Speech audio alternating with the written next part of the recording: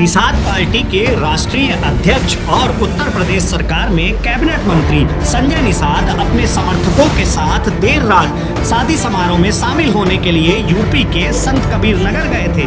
वहां कुछ अज्ञात लोगों ने संजय निषाद के साथ उनके समर्थकों पर हमला कर दिया। हमले में संजय निषाद के चोटिल होने की खबर है।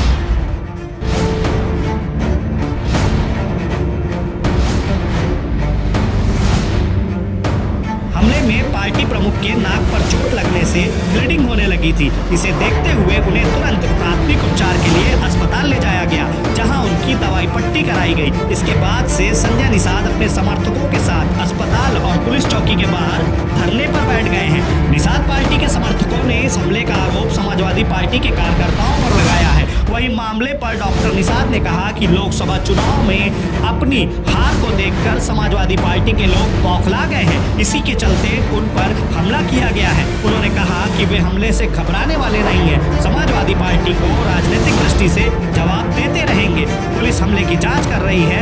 अभी तक इस मामले में किसी की भी गिरफ्तारी नहीं हुई है।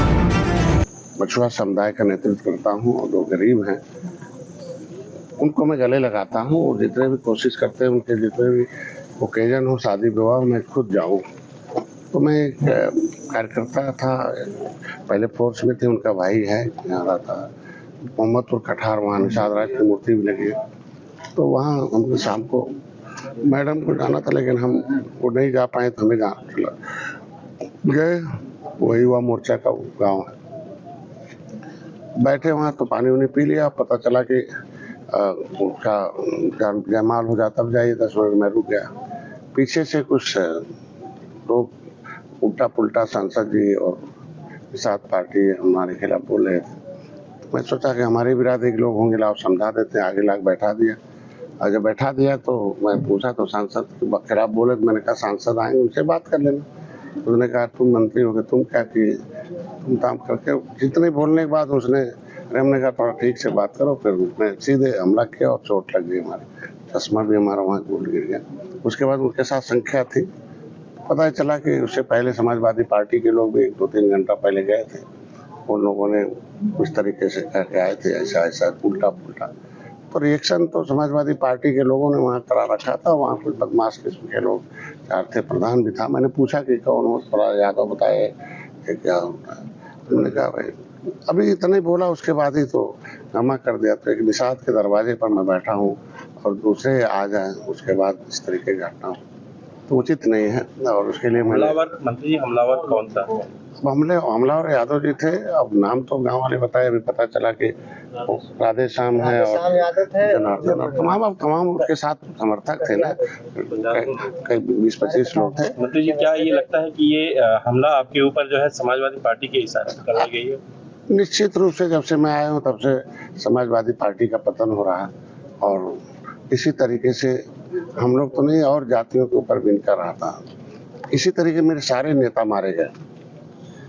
महेंद्र सिंह राजपूत हो, धनीराम वर्मा हो, रघुवर दयाल वर्मा हो, मनोहर लाल निषाद हो, जयपाल कश्यप, जमुना निषाद, पूनम देवी। तो हमें लगता है कि ये सारे लोगों का मन बढ़ा हुआ पहले से इस तरीके सभी पार्टियों का। तो अब हम उनका नेतृत्व कर रहे हैं और जब से मैं आया हूँ तब से पार्टियां पीछे भाग रही हैं। तो अब यहाँ एक तो इस तरीके से जाति संघर्ष करा कर इन लोग हमेशा इस तरीके का लोगों को। मंत्री जी, आप जमीन पर क्यों बैठे? क्योंकि वहाँ जो हमलावर था, तो क्योंकि मैं डॉक्टर हूँ तो मानवीय दृष्टिकोण से गांव वाले उसे, क्योंकि निषादों के बीच में आके हमला किया था, तो गांव वाले उसके ऊपर उसे कुछ और न हो जाए घटना, इसके लिए मैंने उससे हमारे सिक्योरिटी वालों ने पकड़ के उठा लाया। और मैंने एसपी से बोला कि मैं लाया हूँ, उसको ले जाके कर लेना, कहीं फिर समर्थक आ जाएंगे तो यहाँ भी हो जाएगा। मैं दवाई कराने लगा। तो बुलाने के बाद भी अभी तक वो सिक्योरिटी में नहीं लाया। मेरे लोग हैं तो मेरे को बाहर आना पड़ा और पता चला कि मैं एसपी से भी बात किया था, डीएम से भी बात किया। मैं क्या मानते हैं प्रशासन की भी चूक? निश्चित रूप से चूक है, क्योंकि जब मैं खुद हमलावर लेके आया और उसको पुलिस अपने कस्टडी में ले और समर्थकों के बीच परोस है तो गलत बात है ना। तो मैं नहीं चाहता हूँ कि कोई दूसरी घटना हो। हम लोग सरकार के अंग हैं, हमारी सरकार चाहती है कि हर एक व्यक्ति को सुरक्षित हो। कानून अपना काम करेगा तो कानून के साथ लेकिन खिलवाड़ हो तो जब लापरवाही करेंगे तो निश्चित रूप से समर्थन वो होंगे।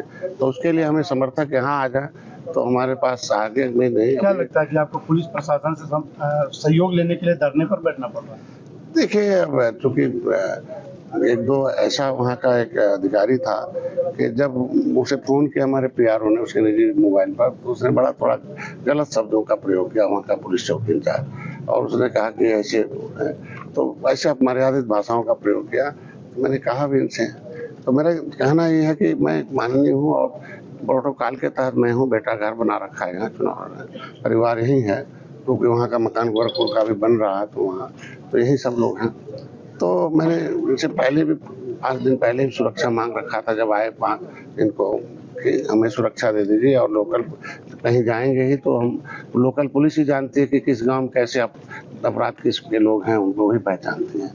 तो यह तो यहाँ लापरवाही निश्चित रूप से कि मैं जब दोनों से बात कर लिया तो लोगों को आना चाहिए, तो मैं उस चीज को लेकर के लोग वहां से हमला न करके यहाँ आ जाए और उसका जान बच जाए, इसलिए मैं यहाँ चला गया। और कोई विशेष बात नहीं, हम अपने सरकार के साथ हैं, आगे बढ़े, हम सरकार के खिलाफ नहीं।